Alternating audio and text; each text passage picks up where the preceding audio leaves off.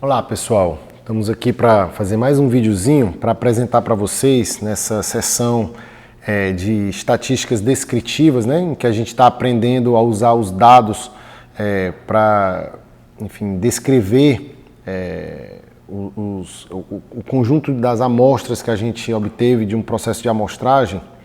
Vamos agora apresentar o diagrama de caule e folha, tá? Nós já vimos os histogramas, né?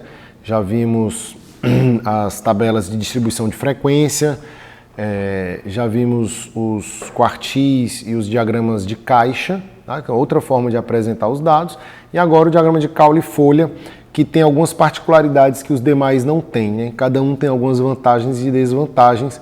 Esse daqui é um pouquinho diferente dos demais. Então eu quero apresentar ele, na verdade, trazendo um exemplo logo, porque ele é uma forma mais prática de mostrar o diagrama. Então vou voltar aqui para a nossa lista de exercícios, voltando para esse primeiro exemplo da lista.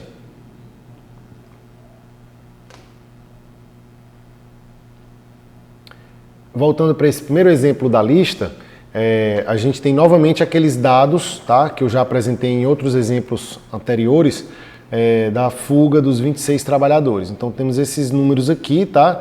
Eu lembro a vocês que eu coloquei esses números numa planilhazinha eletrônica, que é essa daqui, tá? Então eles estão listados nessa coluna A, ok? E já estão organizados em ordem crescente. Eu já estou com os dados em roll. 325 é o menor valor, 402 é o maior valor, ok? Então o diagrama de caule e folha, ele consiste em separar esses números de acordo com a estrutura numérica, né, dos dados apresentados. Nesse caso aqui a gente vai observar que os dados estão na casa de 300 e alguma coisa, 325 no caso, e o maior é 400 e tanto. Então são centenas, tá? São centenas. Vamos lá. Voltando aqui para o papel. Um número na casa de centenas, ele tem centenas, ele tem dezenas e ele tem unidades. O diagrama de caule e folha, ele consiste em dividir essa estrutura numérica em algum ponto, ou nas centenas ou nas dezenas, no caso, né? E deixando a unidade por último, ou as dezenas e as unidades por último, ok? Então a gente vai passar uma linha aqui ou aqui, ok?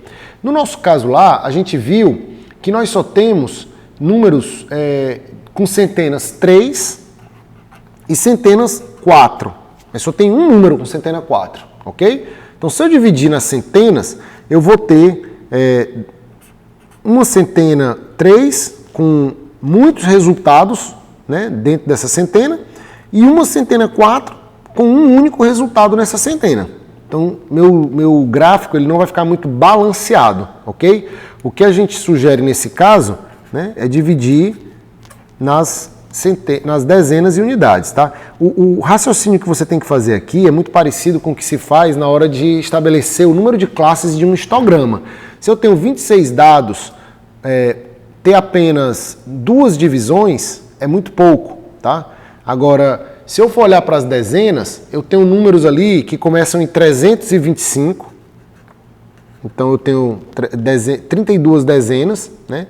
Eu tenho números na casa dos 330, dos 340 e assim por diante. Então eu vou ter várias dezenas que vão me servir como caules, tá certo? Então o que fica do lado de cá, eu vou colocar aqui em cima, o que fica do lado de cá são os caules. E o que fica do lado de cá são as folhas, tá certo? É assim que a gente divide o gráfico. No nosso caso, na casa de 32 dezenas, eu tenho o 325 duas vezes. Então, eu vou repetir o 5 como folha nas unidades 2 vezes, tá certo? O 330 vai aparecer 334, 339, tá? E só isso. Ó, basta a gente vir para cá, chavei aqui para a planilha do computador, ó, 339, 334 e 339, tá? São essas duas aqui. Passando para a próxima, a gente vai enxergar aqui também duas, ó, 340 e 348. Então eu vou colocar aqui um 0 e um 8 para dizer que essas duas unidades estão fixas na folha 34, que significa 340, porque são 34 dezenas, tá? Passando para a próxima, 35. Tem alguém nessa casa de 350? A gente volta para os nossos dados e olha aqui, ó. Tá tudo isso aqui. Então eu tenho 1, 2, 3, 4, 5, 6, 7 folhas no caule de 35, no caule de 350. Essas folhas são o 353, o 356 aparece 3 vezes, depois o 358 e aí o 359 2 vezes. 1, 2, 3, 4, 5, 6, 7 folhas nessa casa. 360, o caule 36. Volta, tá, para os dados. E ó, tudo isso aqui são caules, são folhas que estão no caule 36, tá?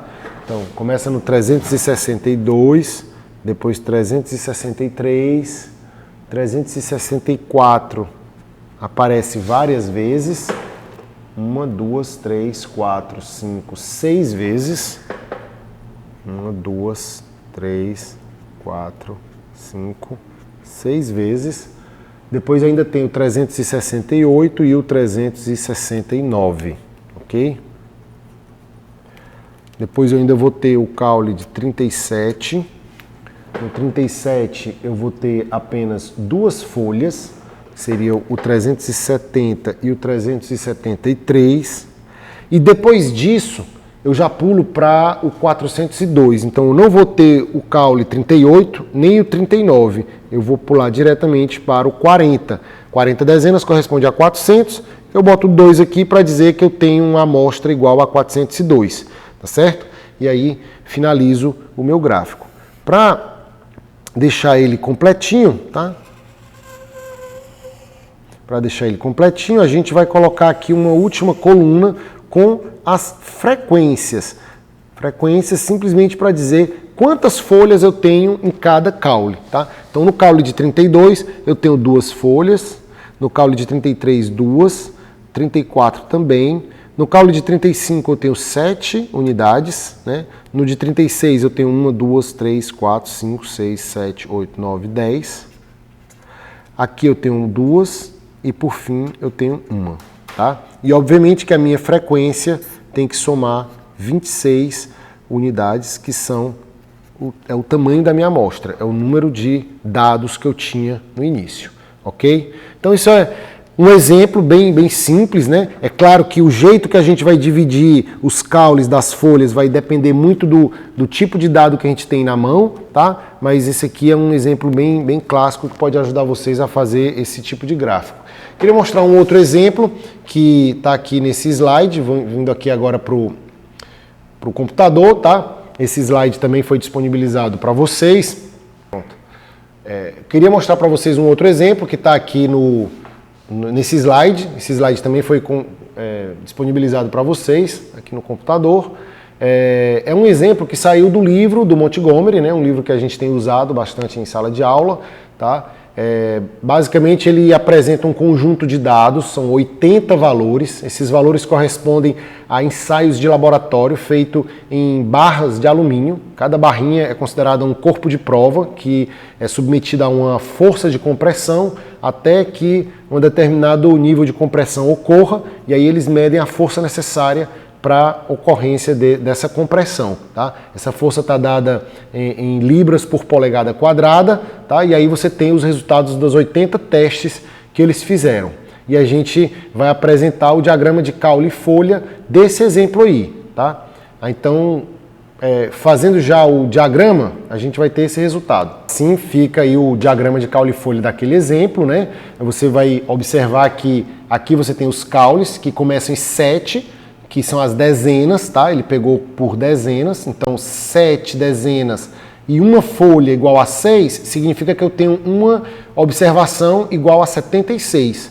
Teve uma das barrinhas que resultou em 76 libras-força por polegada quadrada, tá? E aí eu vou aumentando Com 8 eu tenho também uma, com 9 eu tenho uma, que é a de 97, já com 10 eu tenho duas, a de 5 e a de 1, significa o quê? Uma barrinha em 105 e uma barrinha em 101, tá? A mesma coisa aqui no 11, o 11 significa 110, só que eu tenho 110 mais 5, 110 mais 8, 110 mais 0, ou seja, 115, 118 e 110 libras força por polegada quadrada. São 3 barrinhas que caíram nessa faixa. E assim por diante, né? O 12, o 13, até chegar lá no final, no 24, que seria a barrinha que teve maior resistência à compressão. Ela precisou de 245 libras força por polegada quadrada para sofrer a compressão desejada, ok? Aí você vê aqui as folhas todas e do lado de cá, nessa coluna, a frequência, ou seja, quantas barrinhas ficaram em cada folha dessa. Então o que eu queria que vocês observassem é que esse diagrama, ele traz em si uma informação muito parecida com o histograma. Se você olhar ele de lado, ó, é como se o número de folhas que eu tenho em cada caule correspondesse à altura de um histograma. Ó. Aqui, se você olhar esse perfil ele parece muito com o de um histograma. Ele mostra que nessa região eu tenho uma baixa frequência, nessa região eu tenho uma baixa frequência, no entanto, nessa região aqui eu tenho uma alta frequência, né? Então tem muitas amostras que caíram nessa região entre 140 e 180, 190 mais ou menos, libra força por polegada quadrada, tá? Com a diferença que, diferentemente do histograma, eu mantenho nesse gráfico o valor de cada amostra. Todos os dados coletados estão apresentados aqui. Eu consigo fazer valor médio, exato, eu consigo fazer mediana, né, de uma forma muito simples. Ele é visualmente menos interessante do que um histograma, mas ele tem essa vantagem de apresentar todos os dados numericamente, ok? Então era isso aí que eu queria mostrar e vou deixar aqui alguns exemplos para vocês tentarem fazer usando o diagrama também de caule e folha.